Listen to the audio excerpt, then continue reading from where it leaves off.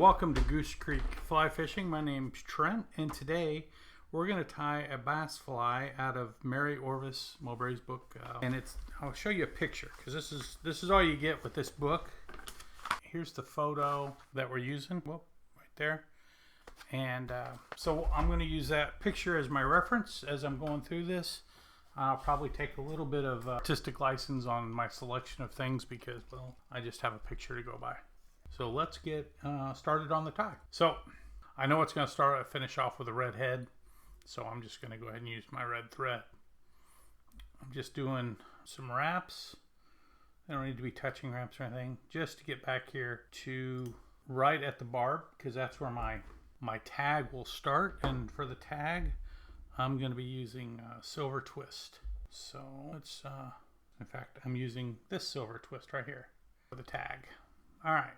Get a couple wraps just to get the thread out of the way.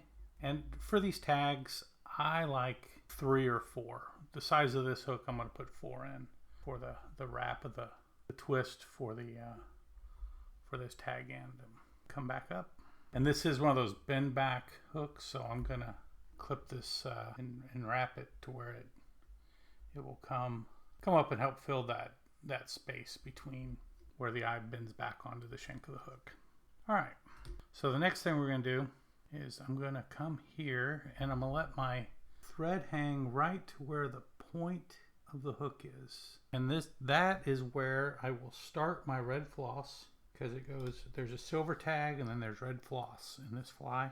And I want the butt section of the fly to start where the point of that hook is. So I've just got a few strands of red. So I'm just going to give a couple wraps, make sure my location's good. All right, and I'll bind down the rest of that. So here I'm just gonna make touching wraps, moving backwards to silver. Okay, once I'm there, I'm just gonna come back forward. Now these silver tags that are on these flies, and they're on most of these older patterns, they were very functional, because without it, the slip of this floss, or even of the silk flosses that they used at the time, there was a chance that your fly could come unraveled and then just slide down the shank of the hook.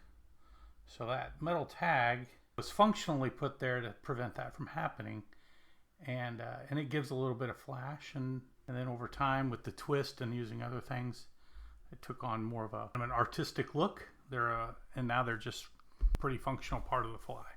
So on the fly from this point, there is a yellow tail, and I'm using a crest from a golden pheasant. I have 2 of them in there, and you just want to check your placement, make sure you're kind of centered on the fly.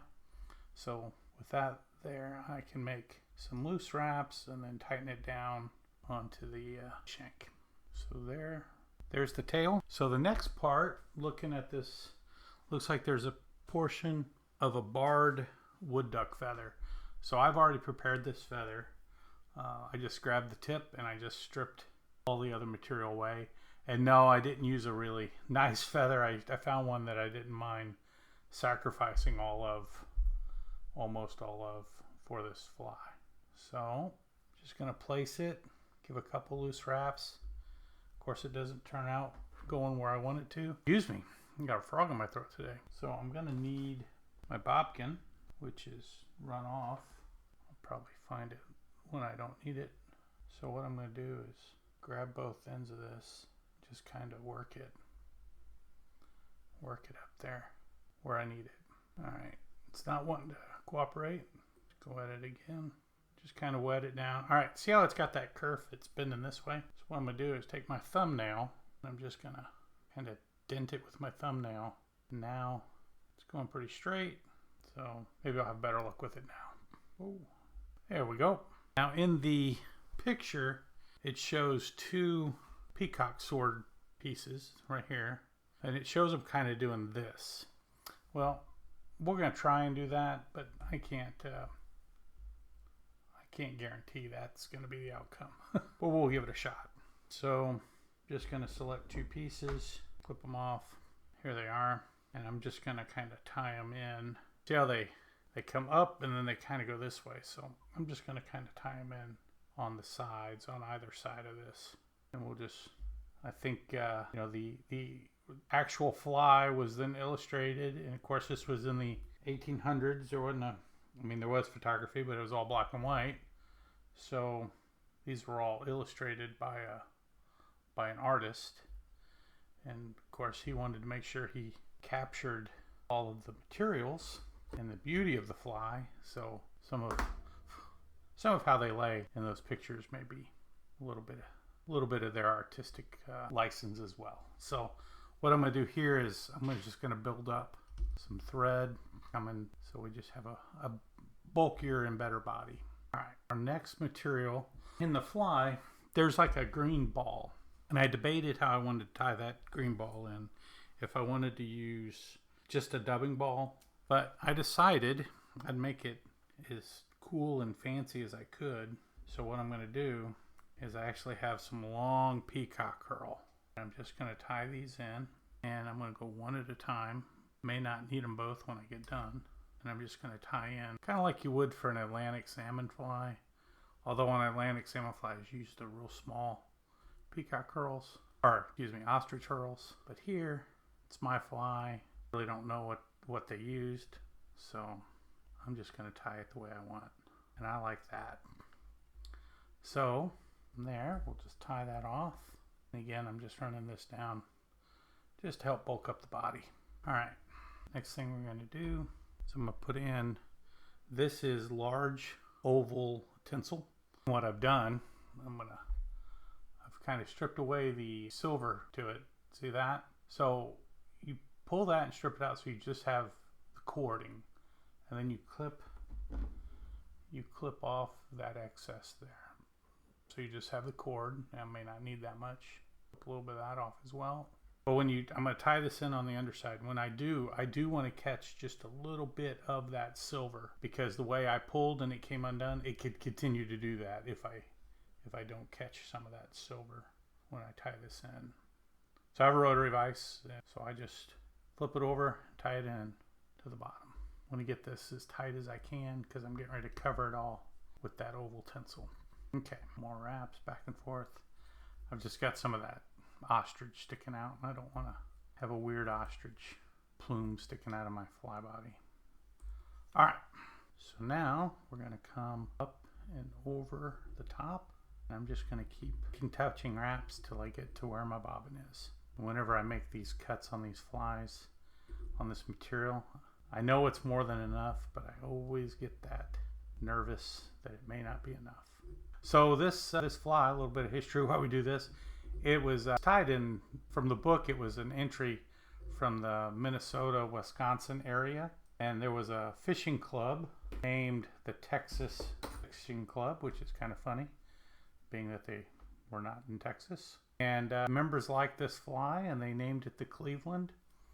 There's really no explanation of why they call it the Cleveland, but I think the Texas Club is something that most of us probably would like to join. It's a fishing club. There's only 3 members, and they just kind of took turns on being the president, secretary, and treasurer. So I think it's kind of neat, kind of funny. So we just finish this off, get that tied off, and I'd kind of done some measuring, and I just have the cord at this end as well, so I don't have a lot of bulk to tie off as well. So scissors are getting a little dull. All right. So this is kind of one of those spots where you kind of have to take a little bit of artistic license. I have seen a picture of this fly in real life, and it did appear like from this fly, by the way, all these flies that are in that book, they're all in the Manchester Fly Fishing Museum, or the National Fly Fishing Museum. It's in Manchester. It's in the old Orvis home shop. I'm not sure, but if you're ever out that way, I think it'd probably be worth a visit. So I'm gonna go ahead and put another green hackle of ostrich in the front, just to kind of bookend my tinsel. In all honesty, you're probably not gonna see much of that once I start putting in the and the cheeks and the throat, but it's there. So if you're gonna tie this fly, unfortunately you almost have to have a full pheasant skin to tie. The wings come off these feathers here, and then the cheeks are from these feathers here, and I actually use these feathers here for the throat as well. So I've already got those prepared, so I'm just gonna, well, I had them prepared, I dropped it. Well, okay, I thought I had it prepared.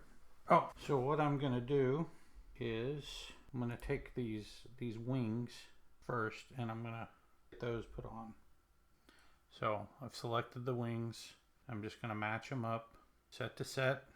I'm gonna just pull just ever so slightly a little bit off the bottom, and that'll help with how they're gonna sit on the shank of my hook. Okay, so I'm just gonna put in I'm holding the wing on the top pretty tight, and I'm just going to give it a couple loose wraps to hold, okay, like so. That looks pretty good. I'm pretty happy with that. It does look like it's a little to my side a touch, and that happens, and if it does, you can just take your bobkin and persuade it back to where you want it. So there we go. So there is my wing. Now I'm just going to tie the cheeks in, and again, here are the cheeks. I've already prepared them for size, and this is one area where having a rotary vise is very helpful. I'm gonna kind of lay them on their side. Whoop, kind of lay it to its side a little. Get the feather in there, and then just some loose wraps. I'm just holding it because I'm gonna have to tie in a throat and other things on here, and when I do that, there'll be plenty of extra wraps to hold everything tight. So just a couple, just so you can make sure you're okay with the placement. All right, so we're here. Now the last thing we're gonna do is I'm gonna just give a couple wraps here, and now I just want to prepare the feather for the throat. Jeez, could not remember the name of the thing I was tying. So I've got it here. Here's the feather we're gonna use. I've stripped away most of the fuzzies. I'm just gonna come down here. And I'm sure you all have seen this done 100 times with other tires. So I'm going to come down here, and then I'm going to clip that little piece there into a triangular piece. And that will just help with giving it a place to tie and the thread something to hold on to. And so here I want to give a couple good wraps. We'll put a little tension and torque on this. So we're here, and I'm just going to gently fold those up.